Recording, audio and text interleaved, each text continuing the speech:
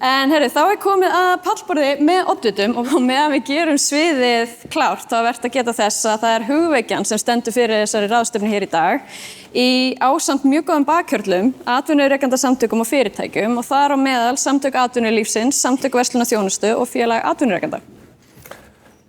Samgöngumál á höfuðborgarsvæðinu eru mikið hagsmunamál fyrir þjóðina og það var nú áhugavert að heyra þetta erindi frá Andrés, það var nú ástæða fyrir við fengum hann hingað að það er mikið búið að ræða snjalljósin og snjalljósastýringar. Þetta eru allt aðrar fjárhæðir í raun heldur en þær fjárhæðir sem er verið að nefna í samhengi við endurbætur á samgöngumálum yfirleitt á höfuðborgarsvæðinu og svona low hanging fruit. En almennt séð má segja bara að greiðari samgöngur að þær draga úr vinnutapi, þær minnka flutningskostnað, auka skilvirkni, ýta undir bæði framleiðni og hagvöxt og eru því forsenda samkeppnishæfni þjóða, heilbrigðrar verðmætasköpunar og bættra lífsgæða. Og það er nú kannski ástæðan fyrir því að við erum hér í dag, ekki bara af því að okkur leiðist í umferðartepum. Nei, en þetta vita oddvitarnir áreiðanlega, þannig að við skulum bara byrja að fá þau hérna upp á svið. Það er hann Ari Edwald, oddviti Miðflokksins, Björg Magnúsdóttir, oddviti Viðreisnar, Einar Þorsteinsson, oddviti Framsóknar, Hildur Björnsdóttir, oddviti Sjálfstæðisflokksins, Pétur Marteinsson, oddviti Samfylkingarinnar og Sanna Magdalena Mörtudóttir, oddviti Vinstrisins. Gefið þeim gott klapp.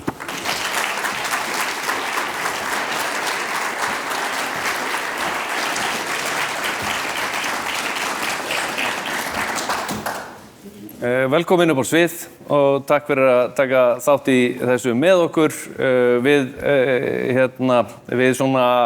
þurfum að láta ganga bara til þess að koma öllu að, þannig að það er gott ef að þið eru svona skorunorð í svörum og reynið að miða svona við mínútu á mann. Þið eru það mörg og ég er nú kannski ekki bestur þegar kemur að tíma, það vita þeir sem ég þekkja, þannig að María verður hér og passar tímamörkin og hefur gátt að því. Ég ætla að fara út í salinn, ég veit að það voru nokkrir sem voru búin að klukka mig með spurningar og boltinn er hjá þér, María. Já, við ætlum... Ég er farin.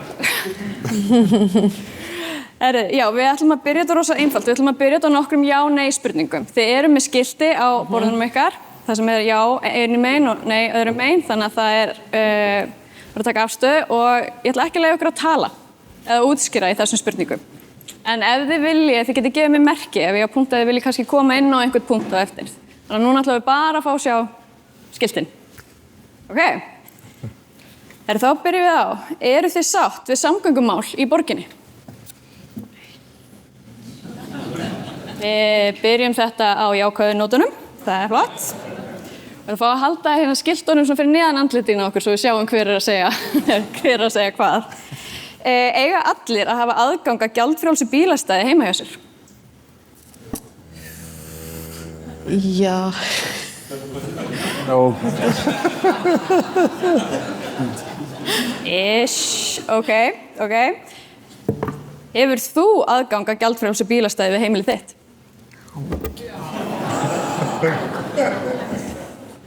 Ert þú fylgjandi því að fækka akreinum á Suðurlandsbraut? Right. Á strætó að vera gjaldfrjáls? Ekki fyrir alla. Mátt ekki tala. Á að flýta Miklubrautagöngum?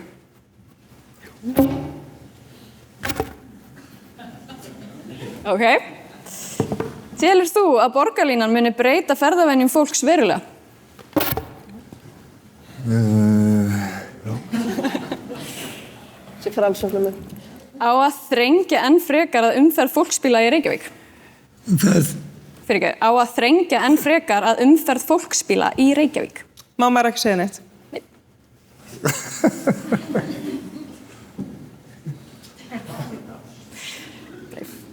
Og það var að síðasta spurningin, á að reisa fleiri göngubrýr á stofnbrautum? Ég ætla að taka eina spurningu í lokin. Ef þið komist í meiri hluta, ætlið þið að efla samgöngumál í borginni? Nei, ok.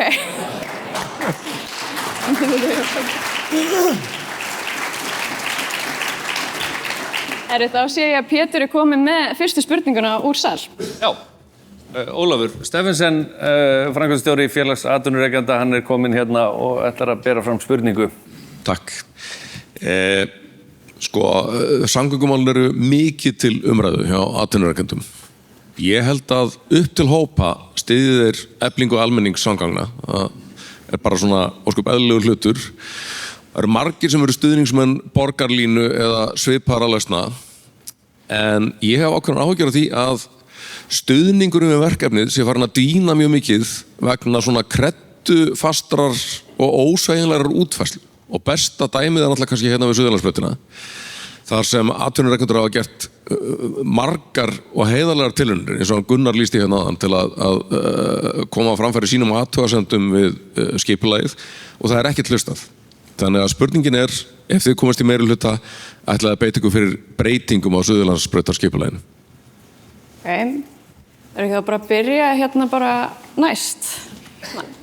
Já, það þarf auðvitað að hlusta á alla hagsmunaaðila þegar það kemur að því að innleiða þessa framkvæmda áætlun, en það er mikið talað að það sé verið að taka eitthvað af einhverjum með því að gefa fleirum valmöguleika á að nota fjölbreytta samgöngumáta. Eins og þið sáu í myndbandinu hér í upphafi fundar, þar sem við erum spurðaði hvernig við ferðumst borgina, þá ég ein þeirra sem að nota strætó mjög mikið. Og það kemur fólk óvart að ég sé með bílpróf og fólk hneykslast og bara býtu af hverju í ósköpunum ertu að velja að nota strætó, ertu ekki alveg heil í hausnum. Ég átti bíl, var í námi og seldi hann af því þetta var svo rosalega dýrt. Við sjáum á tölum Hagstofunnar að íbúar á höfuðborgarsvæðinu að nota mánaðarlega 10 milljarða á mánuði í kaup og rekstur á bílum.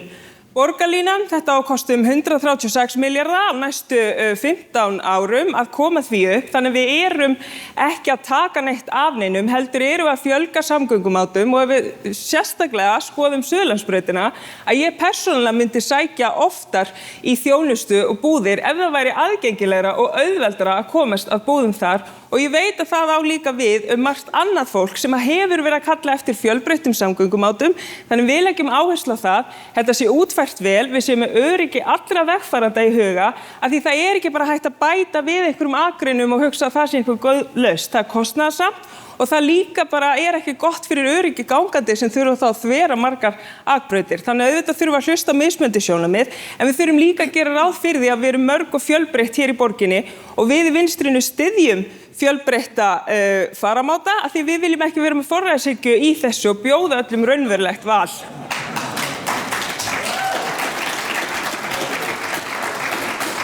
Pétur. Já, við fórum og hittum hagsmunaaðila á Suðurlandsbraut og það að sjálfsögðu, það þarf að hlusta betur á þau. Þar kom í ljós að það var engin ágreiningur samgöngusáttmálan eða borgarlínu. Þau höfðu einhverja áhyggjur af útfærslunni, en aðalmálið var framkvæmdatíminn. Á meðan framkvæmdur stendur, eins og Gunnar sagði áðan, sem getur tekið 3 til 5 ár, þá hefði það veruleg áhrif á reksturinn og starfsemina á Suðurlandsbrautinni. Þannig að það þarf að endurskoða hvort að þurfi að gera eitthvað annað á framkvæmdatíma, hvort að mögulega þurfi að taka annan hjólastíginn burtu eða að gera þetta einhverjum áföngum, en að minnstakosti þarf að hlusta á hagsmunaaðila. Þarna í samgöngusáttmálunum þá munu koma svona bútar þar sem eru mismunandi sjónarmið. Það eins og Sanna segir, það eru sjónarmið fólk sem getur ekki átt bíl eða vill ekki eiga bíl og vill ferðast öðruvísi. Það munu alltaf verða mismunandi sjónarmið hvar sem er. Við getum ekki látið samgöngusáttmálan og heildarmyndina stranda á einu verkefni. Við þurfum bara að hlusta í hvert skipti og við þurfum að bregðast við. Takk fyrir. Hildur? Já, við sjálfstæðismenn höfum frá upphafi lagst gegn fyrirliggjandi deiluskipulagi fyrir Suðurlandsbrautina og bent á hversu slæmar afleiðingar það getur haft auðvitað fyrir umferð en líka fyrir atvinnurekstur á svæðinu, og Gunnar auðvitað rakti það í sínu máli áðan hversu stórt atvinnusvæði þetta er og hversu mikið tjónið getur orðið. Ólafur nefndi líka í spurningunni sinni að margir af hans félagsmönnum styðja bættar almenningssamgöngur, en útfærslur eins og Suðurlandsbrautinni gera þetta svo umdeilt. Við sjálfstæðismenn höfum talað fyrir því að við viljum innleiða nýtt og öflugt hraðvagnakerfi á séragreinum og einhverjir segja, já það er borgarlína, akkur eru þau á móti borgarlínu og ég hélt fyrst að það væri bara borgarlína en svo kemur í ljós að hugmyndafræðin á bakvið núverandi útfærslu borgarlínu er einmitt að þrengja að umferð, að fækka akreinum, að fjarlæga bílastæði og gera fólki svo erfitt fyrir að ferðast á bíl að það neyðist til að fara inn í borgarlínu. Það er hugmyndafræðin. Það er ekki bara einn annar valmöguleiki að plástra bara strætó.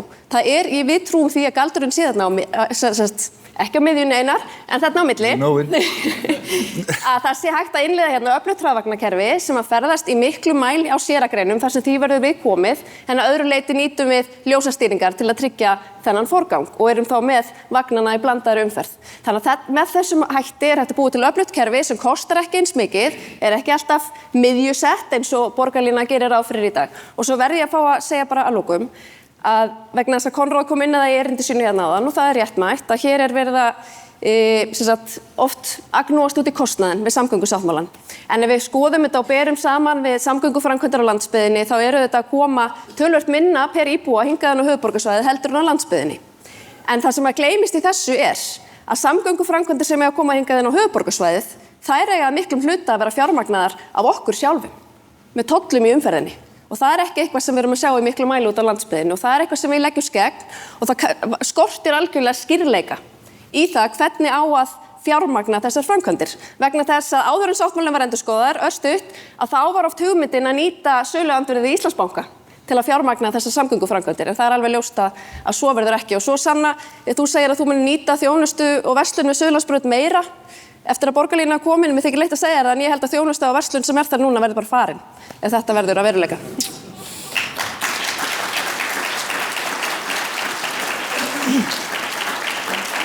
Ég er að leyfa ykkur að tala allt og lengi en hérna Einar, gjör svo vel. Já, takk fyrir. Það gleður mig að Hildur muni það að framtíðin ræðst á miðjunni og þar er skynsemin. Sko, það sem er að gerast í pólitíkinni í borginni í dag er annars vegar þetta að það eru flokkar sem eru á kapphlaupi út á hægri vænginn og segja við ætlum bara að hætta við þetta allt saman eða setja þetta alveg á byrjunarreit eins og Konráð var að vara við hérna áðan. Svo eru hinir, Samfylkingin, Viðreisn, Píratar, þessi flokkar sem hafa haldið utan borgarlínumálin og samgöngumálin hérna í borginni árum saman og allt og lengi og þeir segja við ætlum bara ekkert að hlusta á gagnrýnina. Við erum með plan og þið vitið alveg hvernig planið gengur. Það gengur ekkert sérstaklega vel. Framundan eru gríðarlega svona snúin verkefni að útfæra forgangsakreinar fyrir strætó í borgarlandinu og það er mikilvægt að hlusta á gagnrýnina. Þriðjungur af borgarlínuleggjónum eru hugsaðir þannig að þeir muni koma til með að þrengja að umferð. 70% ekki, við getum þá haft minni áhyggjur af þeim, en þriðjungurinn er þarna þar sem við erum að fá svona mál eins og hérna á Suðurlandsbraut, þar sem að allir sjá að þetta snið, borgarlínu gullin sniðið með tvöföldum hjólastígum sikkur megin við götuna, samt er tvöfaldur hjólastígur bara rétt hjá. Þetta gengur ekki og það verður að taka þessi verkefni úr höndunum á þessum flokkum sem hafa haldið utan þessi mál allt og lengi og fara að hlusta á íbúana. Annars einmitt fáum við bara aðra sem ætla bara að hætta við þetta allt saman og þá náum við ekki ábatanum sem við erum búin að sjá hérna í dag sem er gríðarlegur. Af því að þetta er blanda af fjárfestingum í stoppvegum, mislægum gatnamótum, göngum, hjólastígum og forgangslínum fyrir strætó.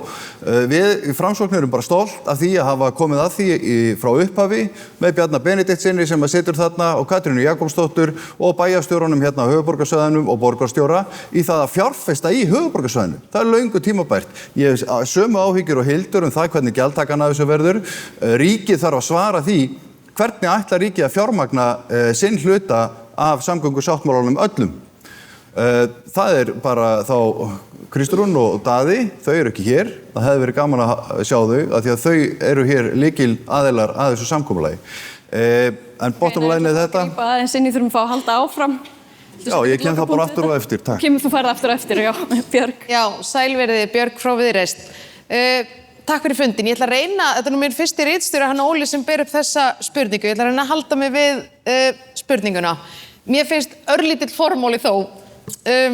mér finnst gaman að heyra hér samhljómur það að við verðum einhvern veginn að komast inn í framtíðina hvað var það samgöngur í Reykjavík. Ég held að það væri hérna skamma krókur fyrir okkur sem styðjum borgarlínu og samgöngusáttmálann, en það afskaplega ánægilegt að svo ekki.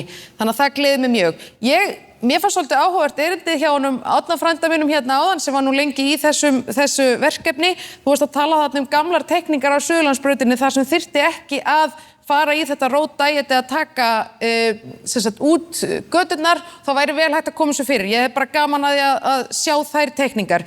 Það rosalega erfitt að fara inn í jafn stórt verkefni með apparat og nú ég að tala hérna borgarstjórn í Reykjavík. Það 13% traust til okkar, eða þú veist borgarstjórna núna og við sem vonandi komumst þarna inn og tökum við. Það ógeðslega erfitt að fara í svona stóra framkvæmd þar sem ríkir ekkert traust og við ætlum að þykjast koma hérna með einhverja framkvæmdaáætlanir og allir bara já, hvað með Vastíg, hvað með Hverfisgötu, ég er með mann og lista sem fór á hausinn á Hverfisgötun út af því að þar tafðist allt. Það rosalega erfitt og ég held að við verðum að gera okkur grein fyrir því og við verðum einhvern veginn að ná að tala saman. Og ég bara gjarnan til að setjast niður með Gunnari og vonandi fleirum þarna á Suðurlandsbrautinni til að finna einhverjar lausnir á þessu, að því eins og Pétur kemur líka inn á krakkar, þetta og krakkar fyrirgefið, ég ekki að tala hérna niður til ykkar, ég bara segja svona til okkar eiginlega allra. Þetta fyrstu kílómetrarnir í borgarlínunni og samgöngusáttmálanum. Við verðum að fara af stað með þetta verkefni með dálítið bravör. Þetta risa dæmi, þú veist, mörg okkar hérna mun ekki hafa pólitískt líf til að fylgja þessu eftir alla leið. Þannig að við verðum einhvern veginn að ná einhverju sátt, þannig að við getum einhvern veginn haldið áfram og haldið trakki. Að því mér finnst eins og við séum öll á sömu blaðsíðu, vandamálið ekki borgarlínan, vandamálið biðin og ég vil gera eitthvað í því. Þannig að, já, takk.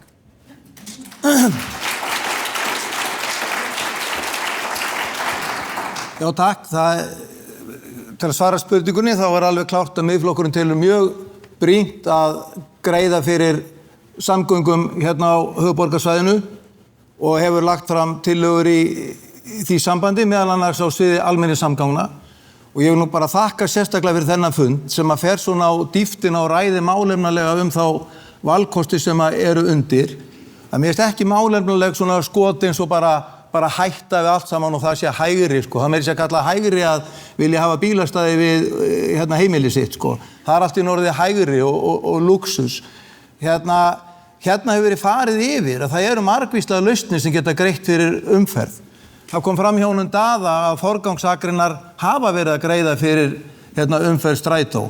Það kom fram hjá Þórarni að það hraðvagnakerfi sem að hann ásamt fleirum hefur sett fram tillögur kosti 1/4 til 1/3 af því sem að borgarlínan á að kosta. Og allt í einu bara tala margir eins og 100 milljarðar skiptingu máli, bara því að ríkið ætla að borga. En það ætlar auðvitað að skattleggja okkur fyrir því. Og hvernig ávinningurinn að því það alltaf að tala um samgöngusáttmálann sem einn pakka, 9% ávöxtun. Í þessari skýrslu sem Þórarinn vitnaði til, þá nú ávinningurinn af borgarlínunni einn og sér metin þannig að það samsvari því að henda 210 milljörðum í sjóinn. Því var lýst þannig af Ragnar Árnasyni sem hér í salnum nýlega. Þannig að þessi ákefð, hvað ætlar bara að stoppa og fara bara á byrjunarreit. Það myndu nú margir vilja hafa hugsað meira um það þegar þetta var keyrt áfram sem með Landspítalann. Að keyra það ofur bákn niður á umferðareyju á Hringbraut. Að það vita margir núna hvers slags mistök það voru. En mér finnst einna merkilegast áðan það sem kom fram hjá Árna Mathiesen. Því það segir okkur að þetta mál hefur ekkert bara snúist að greiða fyrir umferð. Í 20 ár hefur ekkert verið gert í Reykjavík til að greiða fyrir umferð. Það hefur markvisst verið unnið að því að tefja fyrir umferð, eins og hann lýsti. Taka akreinar, taka bílastæði, þrengja götum að þið átti bara að ýta samgöngumátanum bíl einhvern veginn út í horn, bara af pólitísku ofstæki. Þetta bara pólitískt ofstæki og það birtist á fleiri sviðum. Við erum að tala um kostnaðina af því með umferðargjöldum að borga fyrir þetta allt saman. Partur af þessu þessi vaxtamörk sem sveitarfélögin sömdu til að þétta byggðina til að ýta undir borgarlínu. Sem að ég met að kosti núna 20 milljónir á 60 fermetra íbúð. Meira heldur en við reyna að greiða fyrir fólki með einhverjum hlutdeildarlánum og eitthvað. Knúið verðbólgun áfram síðustu ár á Íslandi. Þannig að bara þessi draumsýn borgarlínu er þegar búin að kosta íbúa hér höfuðborgarsvæðisins og alls Íslands gríðarlega fjármuni og skert lífsgæði. Já, ég ætla bara að stoppa hérna, sko. Við verðum að halda áfram, ég vil langt komið fram yfir allt. Það eru fleiri spurningar, ég held að svarið er já, þau ætla að hlusta, Ólafur, þannig að eins og hérna næsta spurning, Pétur. Já, það er, við ætlum að fylgja þessu aðeins eftir, við erum með Sturlu hérna frá Eik sem að getur staðið aðeins upp og... Já, takk fyrir þetta. Það er mikið talað með frambjóðanda samtal og samráð og ég vil nú bara segja það, þetta er nú algjör sýndamennska. Það hefur akkúrat ekkert samtal eða samráð. Það er óskað eftir, það er hlustað á okkur. Nú er ég fulltrúi fyrir fyrirtæki sem á yfir 20.000 fermetrar á Suðurlandsbrautinni og við höfum verulegar áhyggjur af þessari þróun sem orðið er að samþykkja deiliskipulag með breytingu á götunni og ég held að menn gerir sér engan grein fyrir því hvaða áhrif þetta hefur á verslun og þjónustu því að það í fyrsta lagi, það hefur engin af borgar meirihlutanum kannað einu sinni hvaða áhrif þetta hefur á fyrirtækin. Þannig að ég ætla að nefna það sem að Gunnar nefndi hérna á líka að borgin gæti verið skaðabótaskyld fyrir þessu tjóni sem hún er að valda vísvitandi gagnvart þessum fyrirtækjum sem eru með starfsemi á Suðurlandsbrautinni. Þannig að samráð, samtal, þetta er mjög fallegt svona í upphafi og aðdragandi kosninga þar sem allir eiga að vera vinir, við ætlum að tala saman eftir kosningar, en þetta er ekki reyndin. Ég ætla bara að spyrja ykkur að því, hvernig ætlið þið að eiga samráð og samtal við fasteigna eigundur og verslunarreikendur við Suðurlandsbrautina? Ég hef nú ekki búin að koma inn á bílastæðamálin. Við höfum lagt til góðar tillögur að það er hægt að koma fyrir borgarlínuna á Suðurlandsbrautinni án þess að skerða bílastæðin. Á þetta er bara ekki hlusta. Það er bara málið. Það er bara computer says no. Það er bara svolítið svoleiðis. Við þurfum líka að passa ræðutíman hér. Já, takk fyrir.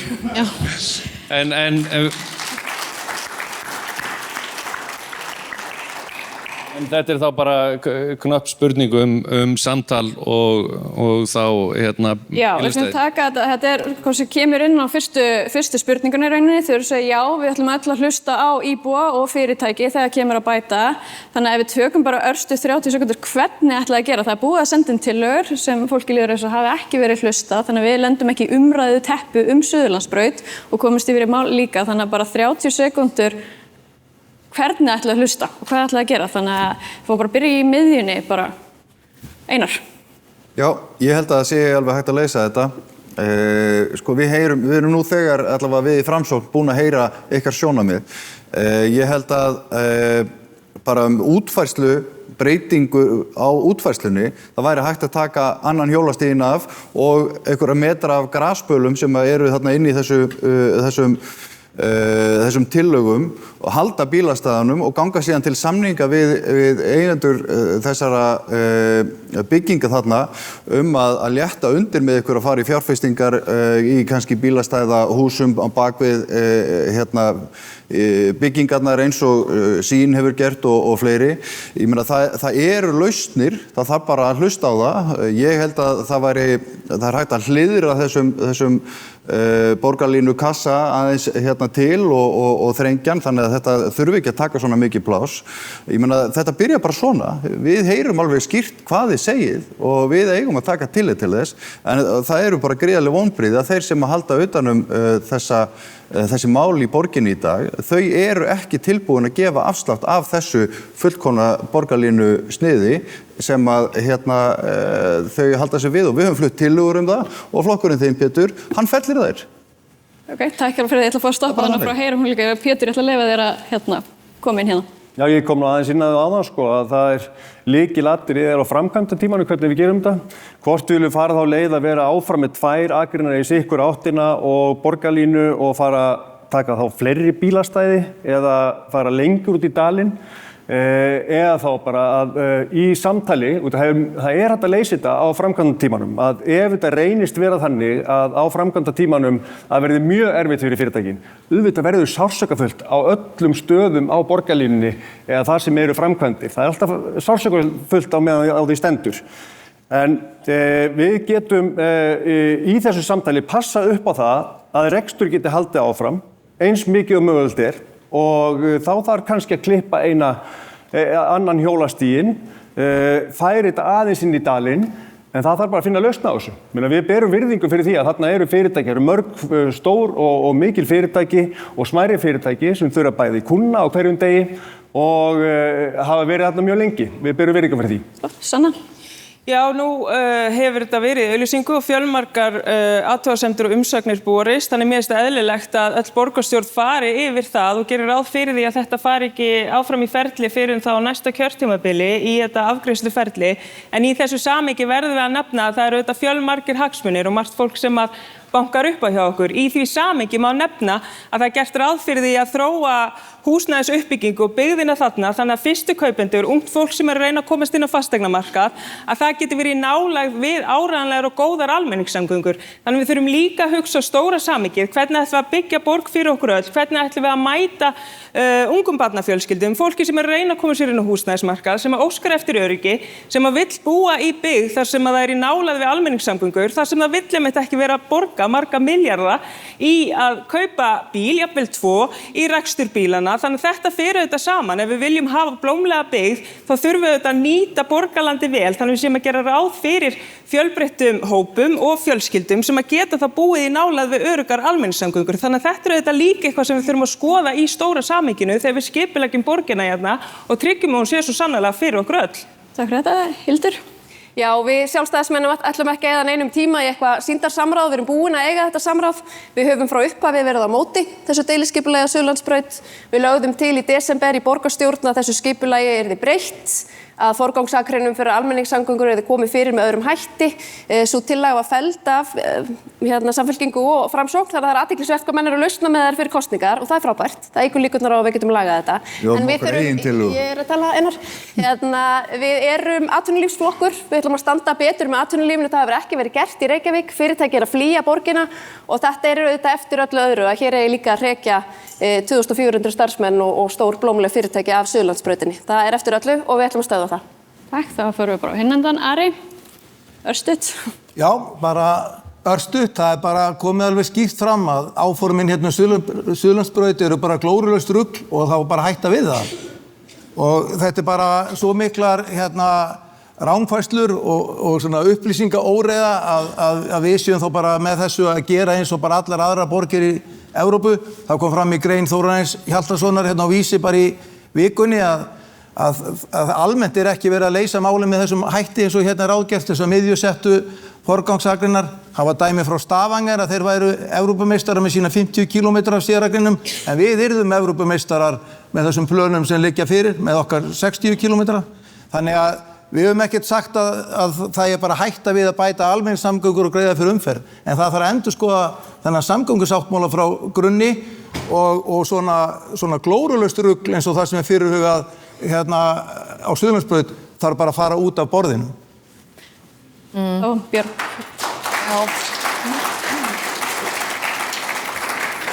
Já, ég get nú ekki tekið undir að það þarf að endurskoða samgöngusáttmálann frá grunni. Það er bara 10 ár í eitthvað blaður og þvaður og trilljón fundi til viðbótar. En hér er spurt hvernig á að bæta samtali og hvernig gerum við það. Mér er alveg augljóst að við hérna sem komumst inn í borgarstjórn erum að fá þetta mál í fangið. Og eins og ég hef áður sagt, ég bara lýsi yfir vilja okkar í Viðreisn. Við erum með mjög öflugt fólk í þessum málaflokkum, við erum tilbúin til samtalsins. Ég veit nú alveg hvaða hákarlar vinna á mörkinni, ég og einn vinn þarna. Þannig að ég held að við þurfum bara einhvern veginn að setjast niður og það væri, að mínu skapi væri það gjarnan heppilegt ef við færum inn á þann fund með það í huga að segja hvernig leysum við þetta, en ekki, ætlum við að gera þetta eða ætlum við að halda áfram með þetta. Þannig að við séum öll með það hugafar, við ætlum að halda áfram, við ætlum að gera vel fyrir borgin okkar, fyrir borgarbúa og færum inn með það hugarfar. Þetta er, Herri, þá erum við komið fram yfir tíma, fram yfir budget. En við tökum eina loka spurningu hérna úr sal. Já, við erum með Beslu Baldursdóttur hér. Gjörðu svo vel. Sælt fyrir fólkið og takk fyrir frábæra ráðstefnu. Kannski svona til að pivota aðeins samtalinu og gera svona almennara. Nú ég að kannski svona mína vangavelti snúa að fjölskyldufólki í borginni og svona þessu daglega púsluspili fram og tilbaka.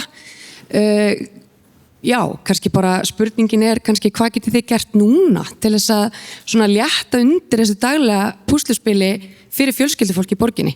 Að skutla og sækja og fara í vinnu og allt þetta á sama tíma þvers og krussu bæinn og í háana tíma umferðarinnar. Takk. Ef ég má kannski bara bæta við einni spurningu. Og þá bara svarið í báðum í einu, það var þá loka orðin. Svo vel.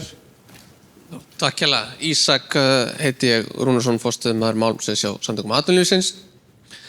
Það sem við höfum mikið rætt hérna og auðvitað brýnt mál, og stendur okkur næst í tíma og rúmi þetta deiliskipulag á Suðurlandsbraut. En mér langar til þess að vita og þá bara mjög stuttlega hvort þið viljið gera frekari breytingar á samgöngusáttmálanum og þá svona hverjar þær breytingar eru. Takk fyrir. Flott. Það stutt og það ætlaði að vera mjög ströng á tíma. Þið fáið svona eiginlega mínútu hvor. Spurningarnar hvað ætlaði að gera núna til að bæta núna fyrir fjölskyldur í Reykjavíkurborg og ef einhver frekari breytingar á samgöngusáttmálanum, hverjar þær eru. Einhver sem vill byrja? Ég myndi segja, fjölskyldur eru núna að díla við þetta flakk út af miklu skólahúsnæði. Það oft rauður þráður sem fjölskyldur upplifa, það þarf að halda áfram og þessu viðhaldi og fjárfestingu í gæði skólabygginga. Við vitum við höfum verið eftir á með það, þannig að við heyrum af fjölskyldum sem að keyra á milli ólíkra staða til þess að fara með börn á ólíka skóla út úr sínu umhverfi. Þannig það það sem við getum gert til þess að hlusta á þessar fjölskyldur og hvað þær hafa verið að benda á. Svo auðvitað líka, það oft mikið skutla, að vera skutl í frístund og svona og ég hef bara heyrt í ungmennum sem að segja að það sé dýrt í strætó. Þannig það nú mjög gott að við ætlum að afnema gjaldtöku fyrir grunnskólabörn í strætó, þannig að þau geti dálítið svona valið hvernig þau vilja ferðast og þurfi ekki að treysta á skutlið. Varðandi hvort að það að breyta einhverju í samgöngusáttmálanum, ég persónulega sem vinstri manneskja, mér finnst að við ekki að vera með tafa og flýtigjöld, mér finnst að okkar sameiginlegu sjóður að greiða fyrir þetta, við greiðum öll útsvar og það á að fara í allar þessar vegaframkvæmdir og samgönguframkvæmdir, en það hópur í samfélaginu sem undanþeginn því að greiða til nær samfélagsins og það eru þeir allra auðustu sem hafa helst tekið sínur úr fjármagni og greiða ekki útsvar af fjármagnstekjum sínum. Það eru þetta Alþingis að bregðast við því, en mér mikilvægt að nefna það í þessu samhengi. Stoppa hér þá. Það góð spurning.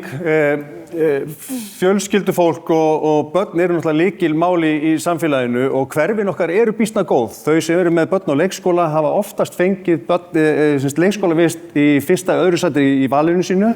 Það hefur hins vegar verið vandamál með myglu í leikskólahúsnæðum. Við ætlum að leggja heilmikið effort í það að laga þetta og eins laga leikskólan. Almenningssamgöngur skipta bara heilmiklu máli í þessu. Ef það eru greiðar almenningssamgöngur fyrir fólk og börn og innan hverfis ekki síst, þá eru hverfin okkar þannig að við erum með í hverju einasta hverfi. Við erum með íþróttafélög, tómstundafélög, skóla og sundlaugar, þannig að þetta oftast á einu svæði. Við erum hins vegar búin að dreifa borginni það mikið. Að það oft þannig að foreldrar eru að vinna langt frá þar sem börnin eru á sínum leikskóla eða skóla. Þannig að skutli verður oft á þann enda. Ég sé fyrir mér að þetta muni halda áfram að dreifast en við sjáum fyrir okkur borg sem meira þétt, sem ekki eins spurningin hvað getið þið gert núna? Hvað getið þið gert núna? Við erum að fara að leggja bara strax áherslu á það að fara að byggja upp leikskóla og laga leikskóla. Þeir eru á leiðinni nokkrir, þannig að þetta á einhverju leyti leysist þetta sjálfum sér bara strax á næsta kjörtímabili. En svo tölum samgöngusáttmála spurninguna líka? Já. Við stöndum við sáttmálan. Mér finnst það fullkomlega óábyrgt að korter í kosningar að rífa upp samkomulag sem hefur verið í undirbúningi í 15 ár, skrifað undir 2019, aftur 24, einhverju 1,5 ári síðar að rífa hann upp þó að sé svona bútar inn í þessu eins og Suðurlandsbrautin. Þá þarf ekki að rífa upp allt samkomulagið. Ég tengi við þetta fjölskylduskull, ég er 4 barna móðir, ég á barn í leikskóla, 2 dætur í grunnskóla og son í framhaldsskóla. Og ég þekki hvernig skutlið er að vera barn í leikskóla utan hverfis. Það er eitthvað sem við þurfum að leysa, að fjölskyldur hafa aðgengi auðvitað leikskólaplásum inn í sínum hverfum. Við höfum stutt frítt í strætó fyrir börn og mín börn sækja sína tómstundir gangandi eða með strætó og þá þurfa auðvitað hverfin að vera örugg og göngulegir barna. Og svo ég auðvitað ungling sem er komið með æfingaaksturs og ég er að reyna að halda honum áfram að vera strætónotandi og taka almenningssamgöngur í menntaskóla, en þá þurfa samgöngurnar auðvitað að vera góðar. Þú spyr hvað við ætlum að gera strax og við í Sjálfstæðisflokknum leggjum einmitt áherslu á það sem hægt er að gera strax á næsta kjörtímabili, þó við höfum auðvitað líka hugmyndir fyrir framtíðina, og það sem hægt er að gera strax er auðvitað að innleiða í auknum mæli snjallar ljósastýringar sem geta greitt fyrir umferð. Ég hef líka átt samtöl við rektor Háskóla Íslands og rektor Háskólans í Reykjavík og við þurfum að eiga þetta samtal við fleiri skólastjórnendur og stofnanir að dreifa upphafi dagsins, vinnudagsins og skóladagsins, þannig að við dreifum betur umferðarálagi og svo viljum við þetta flýta Miklubrautargöngum. Við teljum okkur geta hafið framkvæmdir strax á næsta kjörtímabili og gatnamótunum við Sprengisand. Og leið og við greiðum fyrir umferðinni þá þetta kemst fólk hraðar á milli staða. Ég verð að skjóta aðeins á Pétur að því hann talaði að foreldrar vinna gjarnan svo langt frá leikskóla barna sinna. Nú við Sjálfstæðismenn viljum leyfa vinnustöðum að opna leikskóla fyrir börn starfsmanna. Það myndi draga úr þessu skutli. Svo spyrðu út í samgöngusáttmálann. Við Sjálfstæðismenn viljum endurskoða sáttmálann frá grunni og það er ekki óábyrgt. Það er einmitt óábyrgt að halda áfram vegna þess að það er mjög mikil óvissa fjármögnun. Þetta er risastór sáttmáli, risastór verkefni og það er ekki enn búið að svara því hvernig á ríkisframlagið að koma inn. Og við verðum að fá skýrleika þetta. Við lítum líka svo á að það hefur verið illa samið fyrir hönd Reykjavíkurborgar við gerð þessa sáttmála. Verkefni borgarinnar voru ekki rétt forgangsröðuð á okkar mati og það var öllu forgangsröðuð í þágu borgarlínu. Og við viljum snúa þessari forgangsröðun öðruvísi.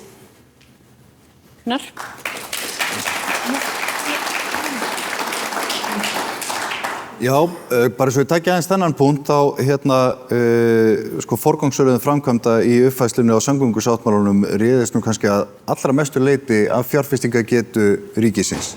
Og ég held að við höfum samið gríðarlega vel fyrir Reykjavíkurborg. Við sjáum það í glærinu hérna áðan að það að ráðast í Miklubrautargöng frekar en Miklubrautarstokk mun færa Reykvíkingum gríðarleg gæði. En mér finnst aldrei svona grunnt að hugsa þetta svona að Reykjavíkurborg ein sé að semja fyrir sig, Kópavogur fyrir sig, Garðabær, Hafnarfjörður hver í sínu horni í sömu sundlaug og bæjarstjórinn að hita og kæla vatnið. Þetta gengur út á sömu sýnina og Miklubrautargöng munu bæta umferðarflæðið í Hafnarfirði og öfugt af því þetta er eitt samgöngukerfi þannig að við þurfum að hefja okkur aðeins upp fyrir þessa pólitík.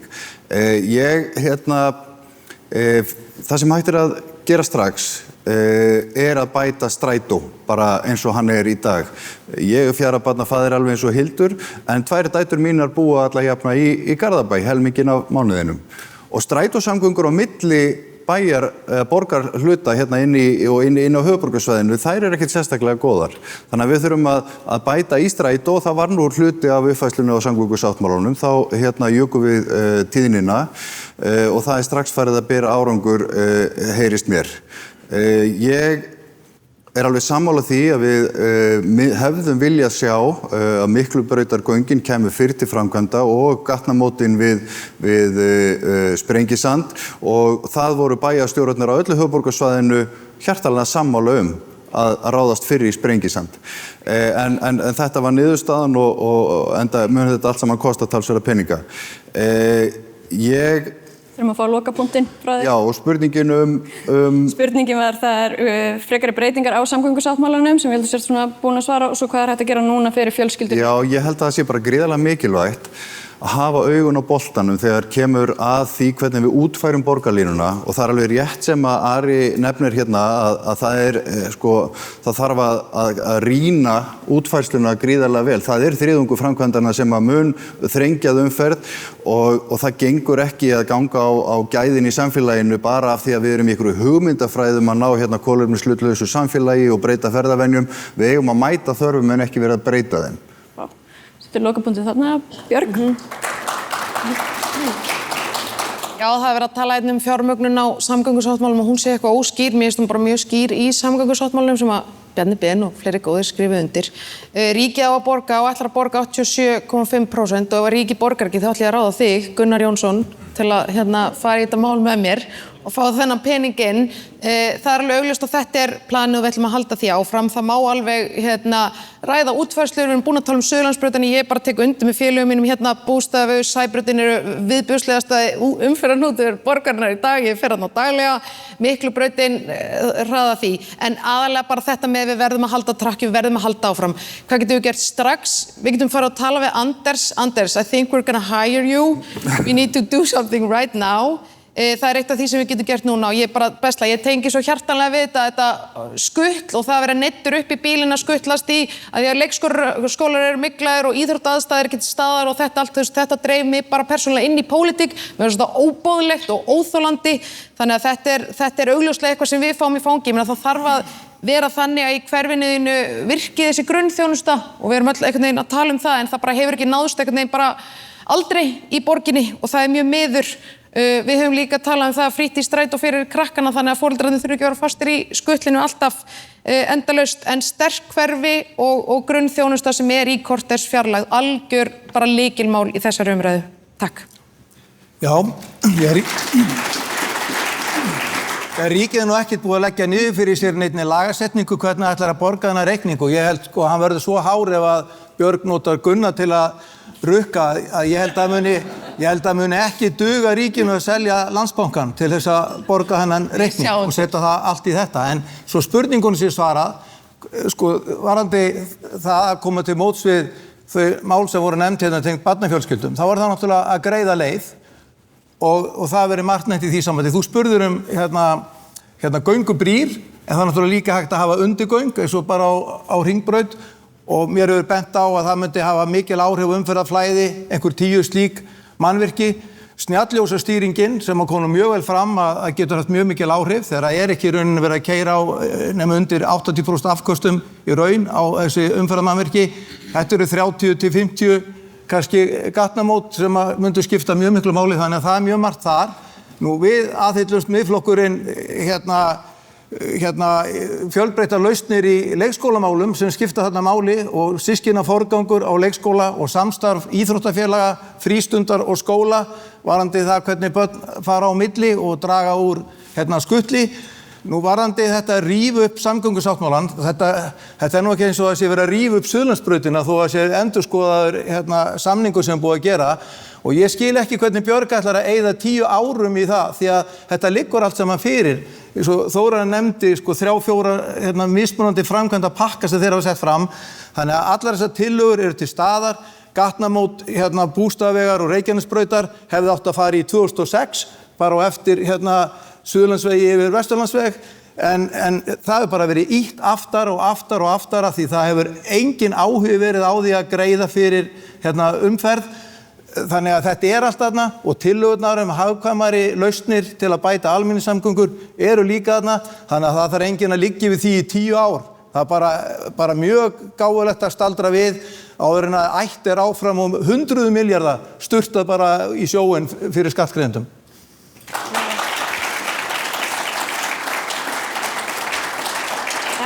Það er gott að við séum ekki að stýra umferðina því við fórum alveg vel fram yfir tíma og afsaka það en við viljum þakka frambjóðendum kærlega fyrir líflegar umræður og óskum ykkur góðs gengis í kosningabaráttunni framundan. Eins viljum við þakka ykkur sem lögðu leið ykkar hingað til að vera með okkur og taka þátt í umræðunum og ykkar sem fylgdist með í streymi. Við vonum að þið séu einhvers vísari, þakkum kærlega fyrir okkur og farið varlega í umferðinni. Takk kærlega.